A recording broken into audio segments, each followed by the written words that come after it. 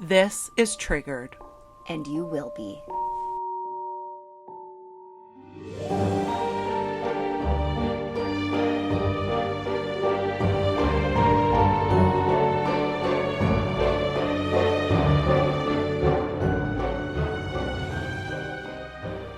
Hello, darling. Hi. Okay. I am like giddy right now. Oh, Yes, because obviously I live in a condo. Yeah. And my prized possession that I think about way too much. And this is the one thing, like, do you have something that you own that is so prized? It's like your pride and joy. it's probably Hank. Okay.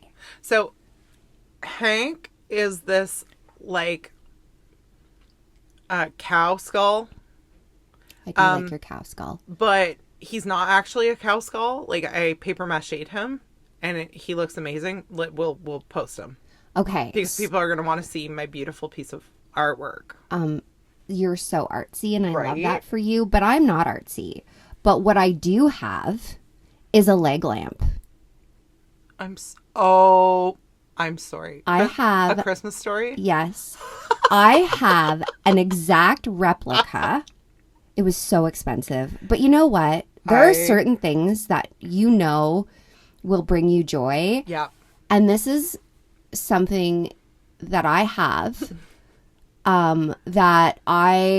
it is literally like I'm giddy thinking about it because yes, it's only November, but I don't care. It's coming out of storage. It's got to come out. It's coming up. I love her, and she is like, if the whole world ended and there was an apocalypse and everyone would have their backpacks of all their shit that they need to survive, I'd be cruising down the road with my leg lamp. Girl, this makes me feel like we aren't going to be end of the world buddies because no. I mean, we'll make room. Thank you. We'll make room for the leg lamp. That's fine. So another little thing that I want to say is how much positive feedback we've been getting. I know. And it is making my heart so happy because I feel like I sound like a fucking idiot. You don't. And I don't. That is like something that I'm trying to overcome. Yes. So listening back to my own voice, I want a turtle and I'm like, oh my God. But you give me so much confidence. So thank you for that. Good. And thank you for your kindness because it's really hard for me to put myself out there. We love hearing from you guys. So please, like, message us, drop us. I don't know what the kids are saying these days. I screenshot every nice. I know. And she sends them to me, guys. So please, like, we really appreciate it. We honestly, like, this was our passion project and we fully expected it just to be like our parents and like siblings listening to it. And so it's just been so encouraging to hear from all of you. My heart is full and thank you. Yes. So I am bringing a story for you today that, again, if you know me, I love the early 1900s. Yes, you're an early gal. I don't know. In a past life, like, I feel like that was probably where I was last What? time. What? Okay, so if you had to choose a year of your past life, where are you at? I'm like 1933. That's weird. I just find that funny that you said that exact year. But regardless, mine is probably anywhere between 1910 and 1920. Ooh, Yeah. early birdie. I'm an early birdie. Wow. Okay, so today we are going back to the year 1912. Okay. Okay, we're going to Iowa. Oh, I've never been to Iowa. Me neither. A little town called Villisca. Okay. This small town was subjected to one of the most horrific crimes. So, and it was changed forever after that. Ooh. So at the center of today's tale, Josiah Moore, a successful businessman in Villisca at 34, Josiah had become one of the town's most prominent figures. Figures. Fingers. Figures. Got it. Help. So thanks to his franchise deal with an ever-growing John Deere company. We all know John Deere. Oh, interesting. We're from the Valley, Yeah. so we know about it. We know them track dads. But his rise to success was not without drama. Before he opened his own business, Josiah spent 9 years working under Frank Jones, a local politician and owner of the town's primary hardware and agricultural supply store. Mind me of you a little bit because you worked in politics for so long that now we're here. And... Yeah. Yeah. We'll just leave it at that. We're in election season. We'll just leave it at that. Let's leave that there. But Josiah had ambitions of his very own. He eventually set up shop right across the street from Jones, which is scandalous, sparking a rivalry that was the talk of the town. So it's 1912. It's a small town. And you're like, I'm going to do my own thing across the street. Ooh, child, that is scandalous. Yes. Now, Josiah wasn't just any businessman. He came from a large, well-rooted family. Most of his relatives lived right here in town, including his parents and 6 of his 8 living siblings. So, it's a community. The Moores were practically part of Villisca's foundation, interwoven into its community's fabric. This is a very well-known family. They're well-respected. When you have like that large of a family in a small town and you're kind of, you're in the politics. You're. It sounds like they had all their fingers in all the pots. Yes. Okay. Yes. So on December 6th, 1899. Oh, so we're going back. We're going back. Okay, got it. Josiah married Sarah Montgomery in their family's home. Her family's home, not their family's home, because they didn't have a family yet. They were just getting married, and we don't do that back then. No. Like the Moores, Sarah's family had made the move to Villisca from Illinois. So she's from Illinois. He's from Iowa, right? Beautiful. Yep. Josiah and Sarah quickly settled into town life, and by 1912 had 4 children. Herman, who was 11, Catherine at 10, Arthur, age 7, and the youngest, Paul, just 5 years old. I saw pictures of these kiddos. They were really cute. I bet. I really actually enjoyed it a lot looking into this one, and you'll see why. It was Sunday, June 9th, 1912, and the Moore family had plans that evening. They were headed to a special children's program at the newly built Presbyterian Church, just a short 5-minute walk from their home. This wasn't just any Sunday service. It was an event. Friends and families gathered from across Villisca to watch the children perform, which there's something so wholesome about this. Like, I'm just picturing it's Sunday, the family's together, they're getting dressed up, the kids are excited, they're going to perform something they've been working on, the little cuties. Everyone's excited. Yeah. So this is like a whole big Sunday shindig. Yeah. Among those attending were 2 friends of Catherine, Ina May Stillinger, who was just 8 years old, and her 12-year-old sister, Lena Gertrude. The group's coming together, and back then, remember old schoolhouses, right? So all the kids went to school together, but you would obviously have your friends in your age group. So for sure. These are her little besties. It's the squad. Did I tell you I went to a 1-room schoolhouse? Yes, but we haven't dug deep into that, and I would like to pick that little brain of yours a little bit. Yeah. How was that? Honestly, it was a really cool experience. So they had grades. So kindergarten was downstairs, and then grades 1 to 8 was all in one room. But the one thing that I remember about it for sure is the way that they would set the grades up. It was so interesting because obviously there's one teacher teaching 8 grades, which is insanity. That's wild.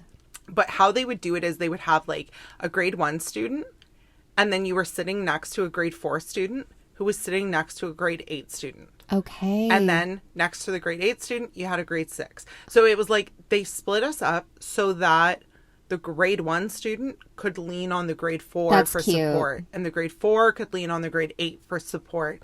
And so it was almost like we were all kind of teaching each other while the teacher like took care of us all. But yeah, it was fascinating.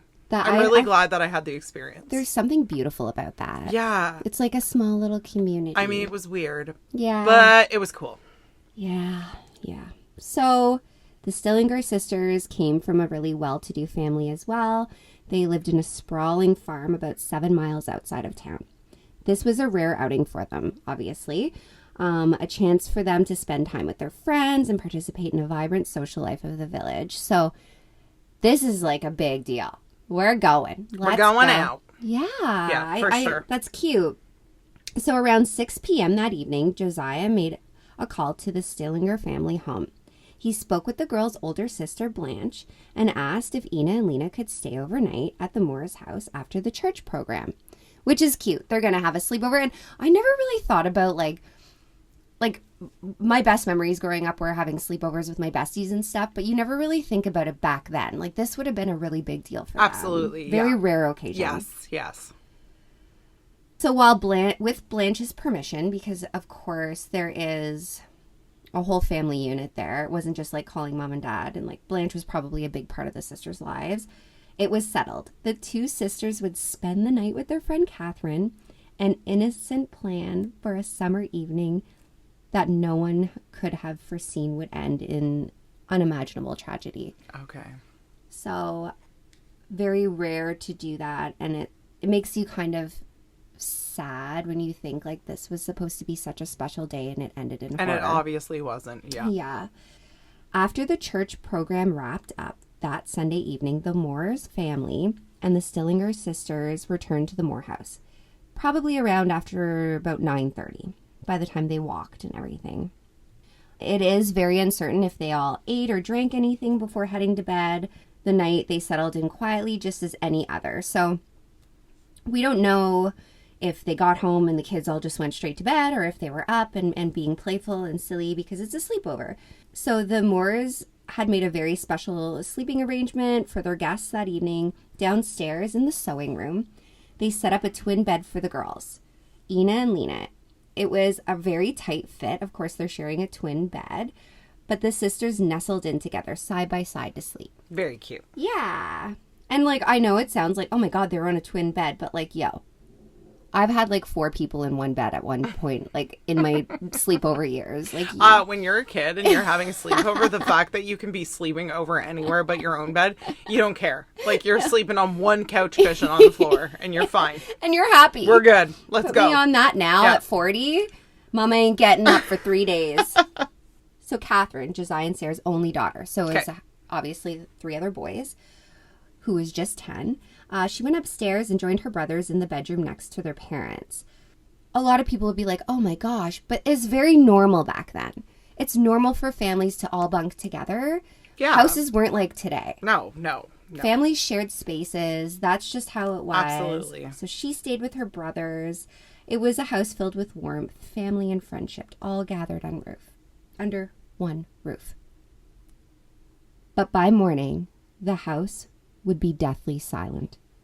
What was once a place of laughter and safety was about to become the scene of one of the most chilling crimes in Iowa's history. Sometime after midnight, the unimaginable happened in the quiet of the Moores household. A shadowy figure crept into the house, wielding an axe. Oh, good. It just gives me the ickies. Oh, an axe. I can't. Okay. Right? Their first target was Josiah. Oh, how old was he? So he's the father. Oh, he's the father. Okay. Josiah's the father. Okay. Known to his friends and family as JB. Okay. Was attacked in his sleep, completely defenseless. Yeah. So it was over before he knew it was happening. Which, if I'm going into the mind of a killer, makes so much sense. Take out the biggest threat. To take out the protector. You'd need to take out the protector. What's your husband doing? Mike, can you be quiet?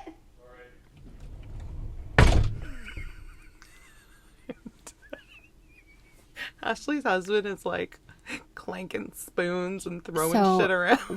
when the love of my life is home, he soon becomes my arch nemesis because Only he's when we're recording. only ever. That man sits silent until he's like, oh, there's a microphone going. Let me make. Do you hear this? This man is wild. I'm dead. Very sorry.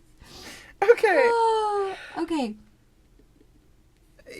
So we've talked Josiah. about Josiah, and I said, oh, it makes sense that Yeah, you would take out right. the... Okay, so go from there. In a brutal, calculated manner, the intruder didn't use the blade, but instead wielded the blunt end of the axe. Sarah, JB's wife, was next, lying just beside him. I'm sorry. Right. Pause. He used the blunt end? Yeah. Which, to me, is very strange. Why would you not use the sharp end? It doesn't make sense. Oh, Lottie, that's awful. Because that's way harder. And horrific. Mm-hmm. If the purpose of killing okay, I'm not a murderer. If I was, and the purpose of me going into this house to murder people, you have a much better chance at using the sharp end and Right. like one hit and they're out versus the blunt. I'm so confused. Cockiness or just wanted to make it last longer. Who knows? Oh, goodness. Sorry, I went there. But yeah, she too was struck repeatedly, the attacker using the same blunt force. Okay. So So here mom and we dad go. are out. Yeah, and then this is where it just breaks my heart because kids are always anyone's innocent, but Yes. there's something about littles. Yeah, absolutely. So the horror didn't stop there. One by one, every soul in the house would fall victim to the same unrelenting violence.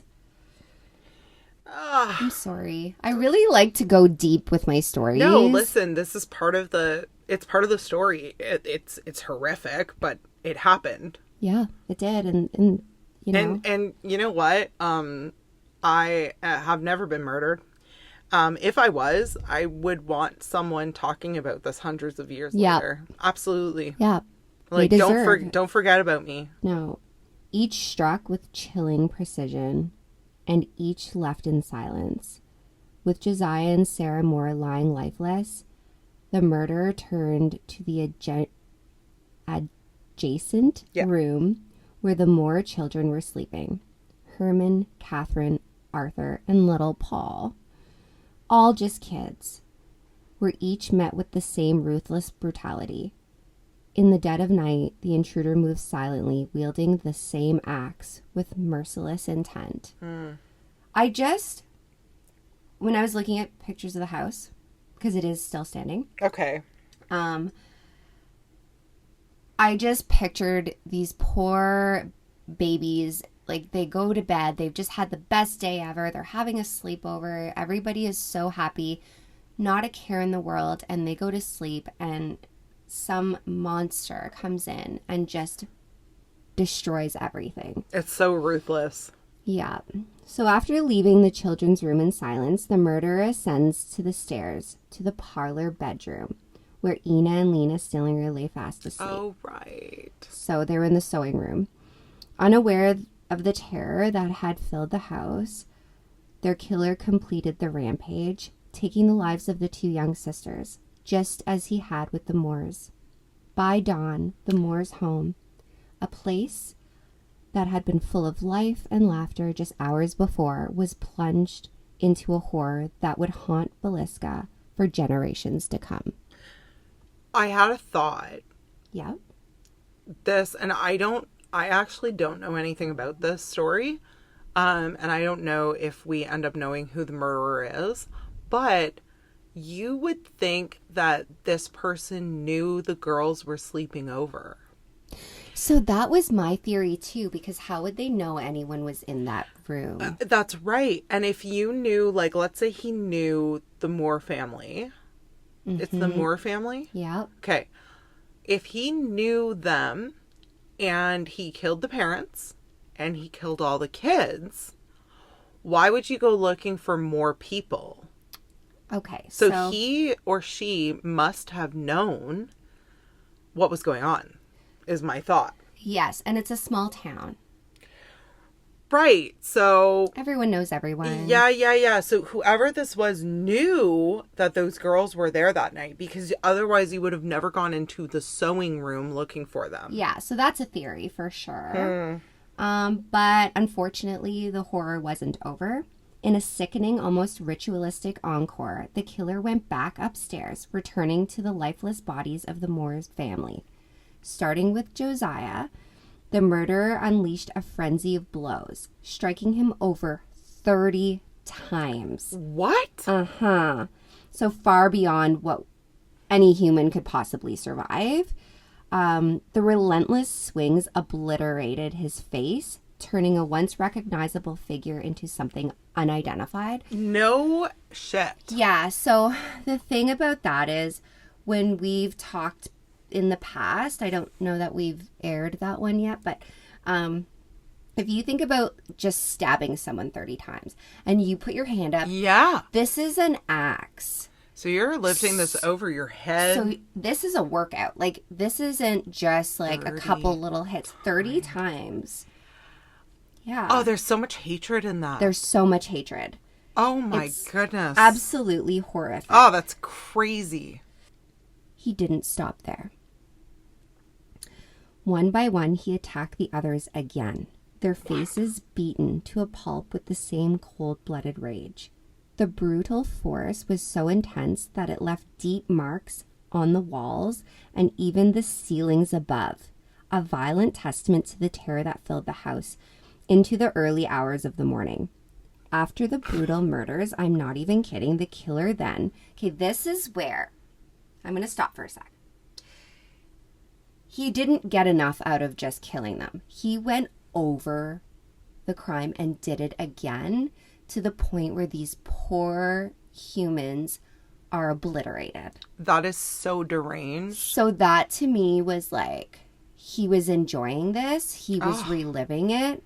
These people are already deceased. They're so dead. Why go back and do it again? I can't. It's insane. Well, that's some level of mental health disorder that we can't even begin to comprehend. Oh, it's just insane. So after the brutal murders, the killer then moves through the house in a strange, almost ritualistic manner. One by one, he covered every mirror in the home.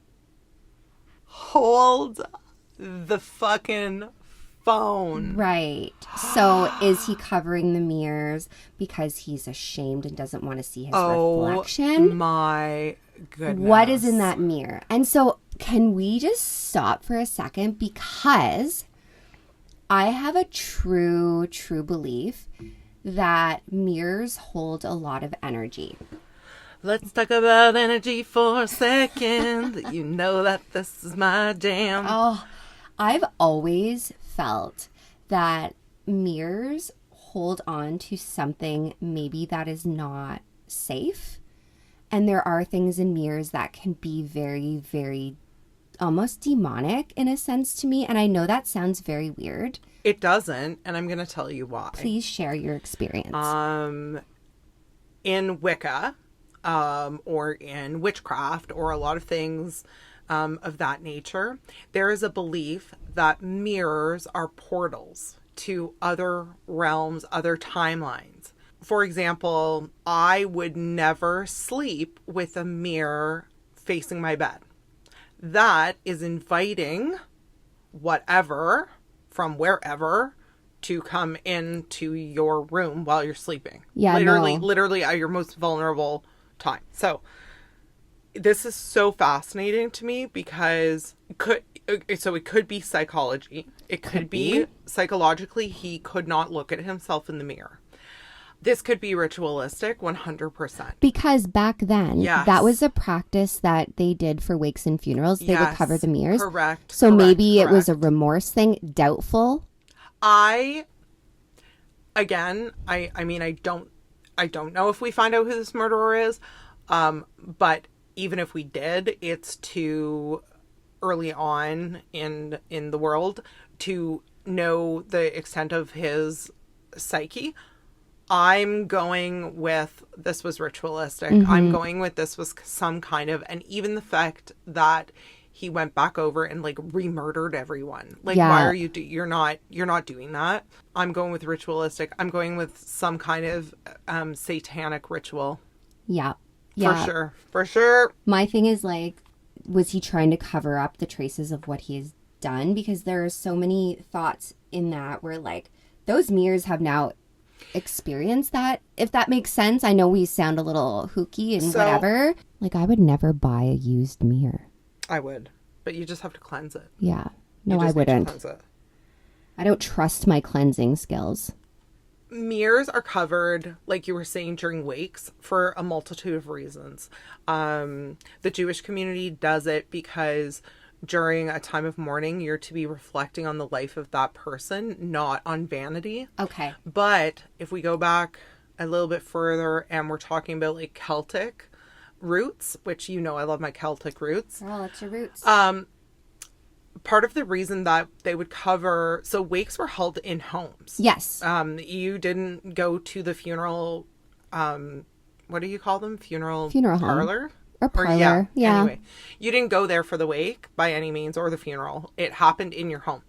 So you would cover the mirrors because when you are waking, when you are having a wake, the veil between life and death is very thin. You literally have a dead person in your kitchen, in your living room. Yeah. And so they would cover the mirrors to prevent demons and other entities from seeing that there was a soul up for grabs. Ooh, this is interesting. So what is so interesting, if we're looking at the history of covering mirrors, is did this guy cover the mirrors because he didn't want the souls leaving?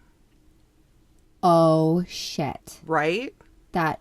Why are you covering the mirrors? My mind is blown. I know. So there's so many, like, and this is what's so interesting about this. Like, it could have been psychological. It could have been literally he couldn't look at himself. I don't think that's what it is. That's not it. Because he had enough balls to not only murder this entire family, but then go back over everything.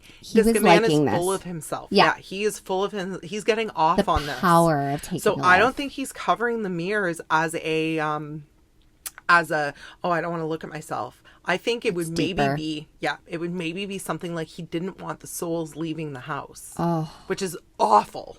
That's a fucking nightmare. I know. Anyways, okay, so back on track. Yeah. So then he turned to the victims, covering each of their bodies with a piece of cloth or clothing, carefully draping them as if in a dark, twisted respect.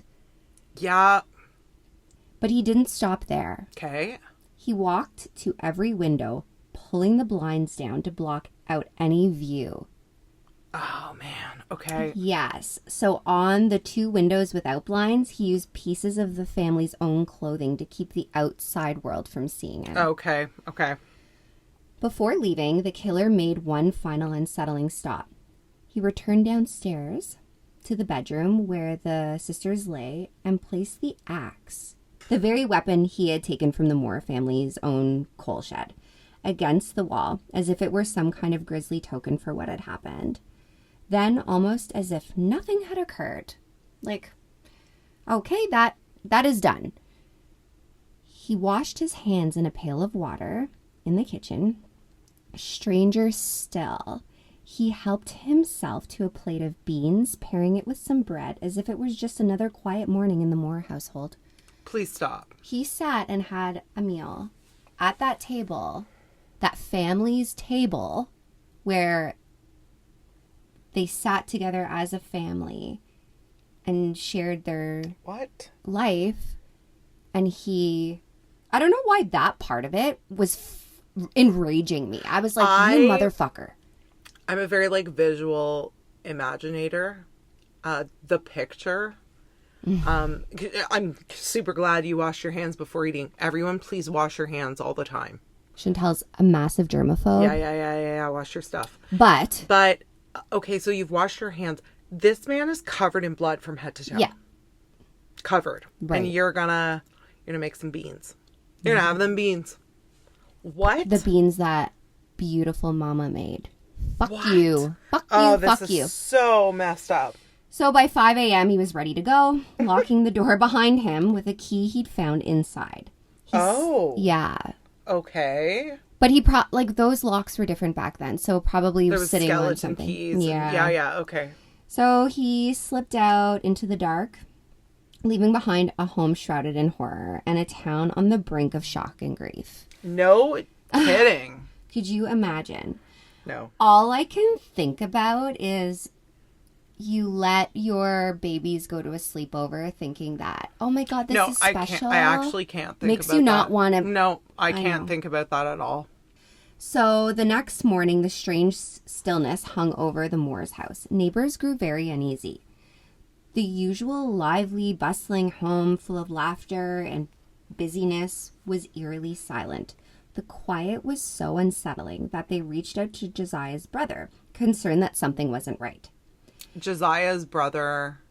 So Josiah, remember, had siblings living in... Right. So Right. Okay. Because it's a small community. Because remember, back then, you had chores. You had to get up. Like, we didn't have running water. Like, this is like... No. Like, a Everyone quiet works. house with No. all the drapes pulled. It's whack. That is not... No. So, arriving with his own key, he let himself in, stepping into what he thought would be a typical morning scene. What greeted him instead stopped him cold. Ugh. The sight was so gruesome, so unimaginable, that it turned his stomach. Well, yeah. No doubt.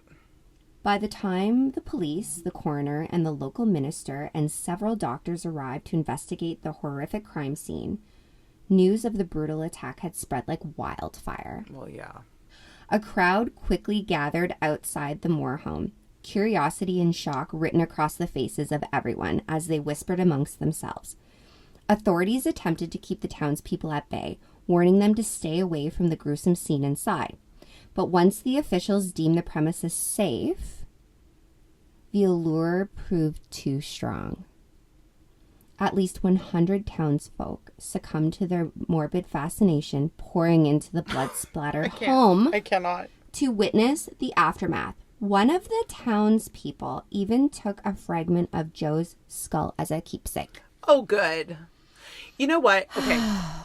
To be fair, they did not understand... Forensics, DNA, maintaining a crime scene, etc., etc. Wouldn't you know, though, like deep down, that this isn't okay? I gotta tell you something. I'd go check it out. I probably would too, but I'm not taking skulls, man. Absolutely not. What the fuck? That is really messed up. That's whack. Yeah, that's messed up. I'm not taking anything from there. Would I have been fascinated to look? Yeah.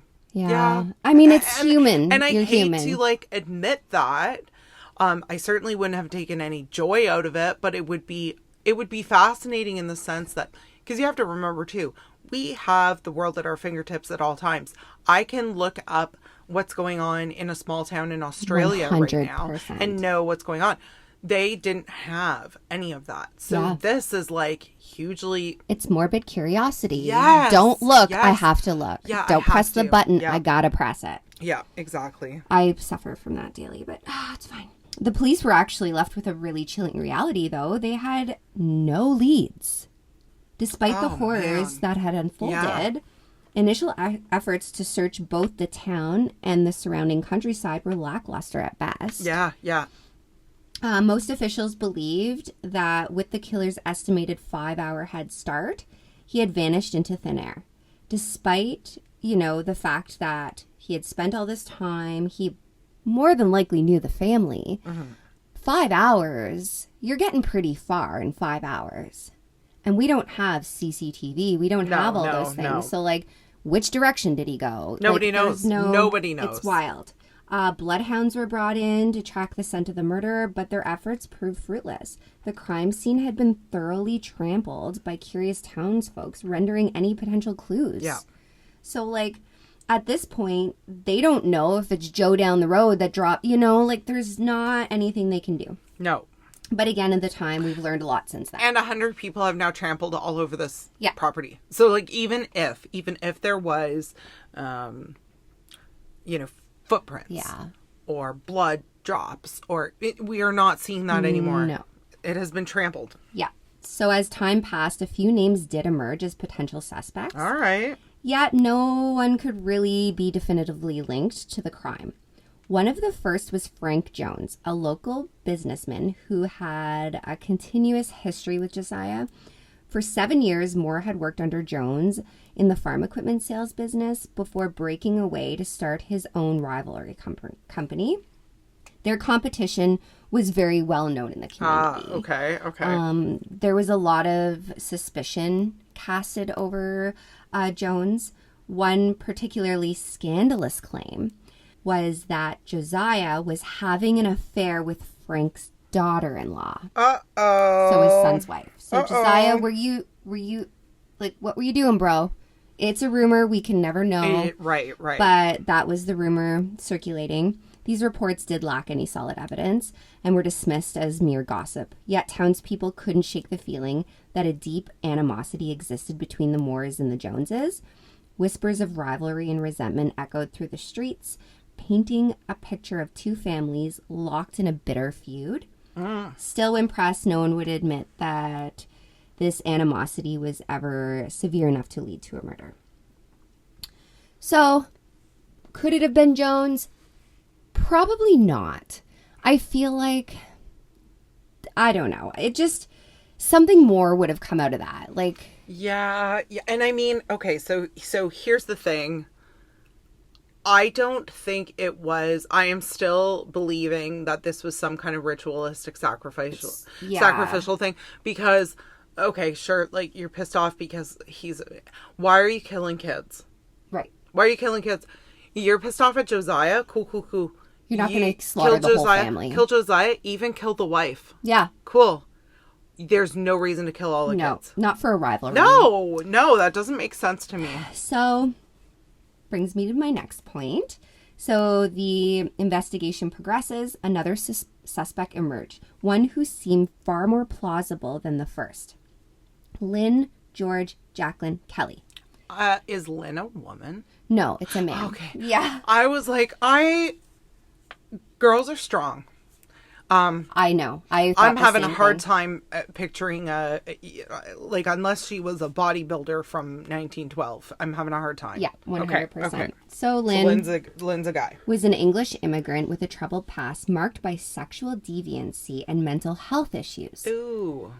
Okay. In a startling admission, Kelly confesses to being in Villisca the night of the axe murders, claiming that he had left town early the next morning. Okay. So he was there and then left town. Lynn, why were you leaving town? Where are you going? Yeah. Where are you going? Despite his small stature. Okay. And meek demeanor leading some to doubt his involvement, certain factors positioned him as a serious contender in the eyes of the investigators. Okay. We'll get into that now. But it was funny when you were like, oh, small stature. So this man is a small-statured person. But rage can make people very strong. Yes, and not only that, but, like, you can have a small stature and still be a tank. Strong as shit. Yeah. 100. I have a small stature, and I can lift like a mother in the gym. You can, yeah. Yeah, so notably, Kelly was left-handed. A detail that aligned with police findings from the blood spatter at the crime scene, suggesting the killer had used their left hand. Witnesses reported seeing him loitering around the Moore family during church service and in town, raising suspicion about his interest in the family. So that's interesting. So was he kind of lurking and stalking and waiting? Like, Lynn, you're looking bad. Yeah, this is sounding, the left hand thing is interesting. Yeah, because actually, way back when, if you were left-handed, it was corrected. I know. It was like, both my kids are lefties. This was like looked down upon big time. Yeah. Things took a darker turn when the dry cleaner in a nearby town reported receiving bloody clothing from Kelly just days after the murders. Okay, Kelly. Fucking burn it or throw it out. Like, you're gonna wash it and rewear it? You freak. Oh, that's so weird. Okay, so that's looking really bad. Yes. To add to the bizarre saga, he even approached the police posing as a Scotland Yard officer requesting access to the crime scene. Excuse me. Sorry. What? Sorry, is this murder in Iowa? Yeah. What? Hi, I'm here from England. I don't. Hi, I'm from this. Because he's in English, but like I don't care. In what world is like... Do they care? Right. And hear me out. Okay, so like I don't really know when things were like invented. Do we have phones? Probably not. Likely in a small town. Well, okay, I can say that when my grandparents lived on Airport Road, Okay. their phone lines would be linked with the neighbors. Yes. Right? No, So- I knew this. But I'm like, And that was like in the we 80s. should maybe look this shit up. I know. But anyways, I'm pretty sure no. Here's my point. If there were phones, you're not calling England. How did Scotland Yard find Yeah. out so quickly about this mass murder? Get out of here. That you were able to get out. get any kind of indication that you needed to go there and look at it. Fucking weird. No, he sounds really sus to me. So sus. After a lengthy and grueling interrogation, Lynn signed a confession detailing the horrific events of that fateful night. Okay. For a moment, it seemed as though the truth might finally come to light. But almost immediately, Kelly recants his confession, claiming he had been coerced under distress. This sudden flip raised eyebrows and deepened the mystery surrounding the case. Okay. He confessed. And, like, I'm not out for a witch hunt or anything. And, like, I know that this can happen. Someone, is being interrogated and they're so stressed out. But, like, I don't know how common that would be. That you're just breaking down, like, I did it. I fucking did it. And then tells the whole story of it. Okay, so this is more common than we think. It's so bizarre to me. It's also bizarre to me because I cannot imagine a world where, listen, anyone who confesses to a murder that they did not commit, there's obviously some mental health issues there, but I cannot imagine a world where I do not care what they are saying to me, that I'm going to be like, yeah, you're right, I did it, when I didn't. The thing about it is, too, okay, so you make this grand confession and keeping in mind the time, but then you decide, actually, I don't think I want to be hung. I don't like this story anymore. So I take it all back. I don't know. Yeah, you know what? That's interesting too, because a lot of the cases that I have heard of and that I know of where there's false confessions, like it's recently. So your neck is literally not on the line necessarily. It's insane. But in this scenario, like you admit to this murder, you're like being hung that day. Oh, yeah. We're not taking our time with this. No. So that's really deranged. So the legal system did take its course. Despite the confession, a jury ultimately refused to indict him. Oh. For years, law enforcement pursued every possible avenue in their quest to understand the Villisca Axe murders. They pondered whether this brutal act was the work of a single perpetrator or part of a more extensive series of killings. Was the murderer a local resident? A transient passing through who seized an opportunity in the dead of night? We will never know. As time passed, though, reports of a similar crime started to surface across the country. While none were as gruesome as the events in Villisca, two chilling similarities stood out. The weapon of choice was an axe, and an oil lamp was found at the scene set to burn extremely low. So when I was reading this, in the report, it did not say anything about the oil lamps left to burn very low. Yeah. But then as I was reading about other cases, that was one thing that all the crime scenes had in common. Interesting. Yeah, so this didn't come out until all these other ones. And then you're like, oh, that was there as well. But with all the evidence being tapered with and there wasn't really a whole lot. But despite these eerie commonalities, no concrete connections could be established between the cases. As the investigation dwindled, the Villisca Axe murders slipped into a cold case. The Moore home was boarded up, left untouched, and frozen in time. Wow. No attempts were made to sell it, and the original layout remained unchanged. Oh my gosh. So interestingly enough, today the house still stands as a grim tourist attraction. Yeah. Sitting quietly at the end of a serene street, Life in Villisca continues, seemingly undeterred by the horrors that once unfolded within its walls. But the echoes of the tragic night linger, casting a long shadow over a community forever altered by unspeakable violence. You know, I want to go touch that house. So I'm always about touching these houses, Ash. I know. You know what? What? When I was in Vegas this one time, I was with somebody in Vegas on a trip, and they touched the big piece of the Titanic, and there were signs like, don't touch it. No. They touched it. Anyways, I was like horrified. But then yet I was like, I kind of wish I touched it. But no. Okay. That's a really cool story. Can I tell you why I know that we're done for the day? Because you told that story, and all that I kept thinking of was Finding Nemo. Touch the butt! Touch the butt! Right. What is wrong with us? I know, we're tired. We've been at it. We're tired. You guys are the best. Thank you so much. Thank you so much for that story. That took me for a loop, and now I'm going to think about it all day. Sorry. Also, one more thing before we do go. We have socials. We have Facebook. Yep. We have TikTok. We have Instagram. We have an email address. If you want to reach out, we would love to hear from you. We want to chat with you. Yeah. It just brings us so much joy knowing that people actually want to chat with us. Well, and not only that, but as we ramp all this up, I am always so open and fascinated by other people's experiences, and I say experiences in terms of like, we may say something on here that you're like, no, I don't agree with that. This has been my experience. I want to know that. Yes. I'm fascinated by that. So either you can like private message us or like comment on one of our posts, because you'll always be met with respect and no judgment. 100%. Unless you're an asshole.